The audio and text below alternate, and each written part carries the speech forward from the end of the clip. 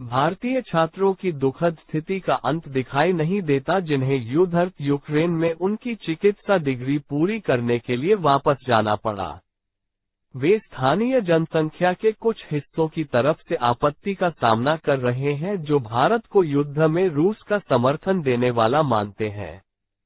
जब से यूक्रेन ने जून में अपनी आक्रामक ऑपरेशन शुरू की है, दुश्मनी तब से और भी बढ़ गई है। एक छात्र ने बताया, स्थानीय लोग उन्हें देश छोड़ने के लिए कह रहे हैं। यह आखिरकार 8 हफ्तों के बाद या ऐसे ही कुछ हुआ है।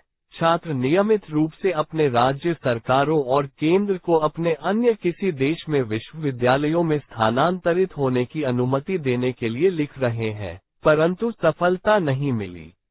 2022 में यूक्रेन से लगभग 18,000 छात्रों को भारत और अन्य विदेशी विश्वविद्यालयों में अध्ययन जारी रखने की अनुमति दी गई थी, जब रूस का आक्रमण हुआ था।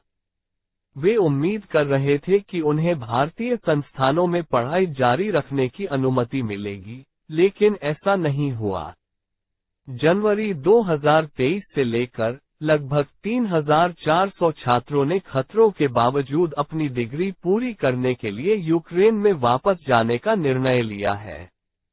मध्य प्रदेश के एक छात्र ने बताया, राष्ट्रीय चिकित्सा परिषद (एनएमसी) के दिशानिर्देशों के अनुसार दिसंबर 2021 के बाद विदेश में अध्ययन कर रहे छात्र किसी भी अन्य विश्वविद्यालय में स्थानांतरित नहीं कर सकते।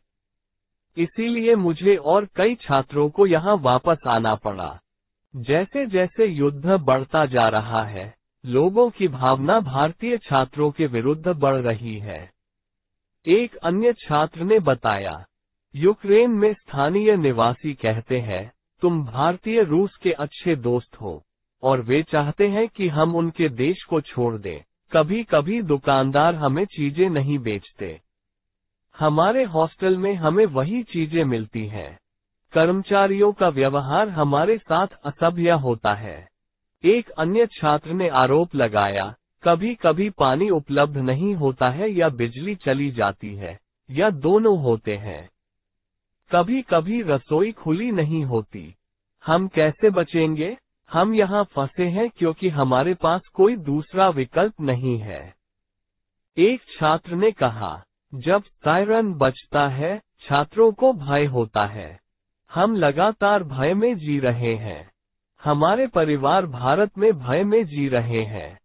सायरन इतने अक्सर बजते हैं कि हम पढ़ाई नहीं कर सकते। हम सरकार से अनुरोध कर रहे हैं कि हमें किसी अन्य देश के किसी अन्य विश्वविद्यालय में स्थानांतरित होने की अनुमति दी जाए। हम किसी से कोई धन मांग नहीं रहे हैं।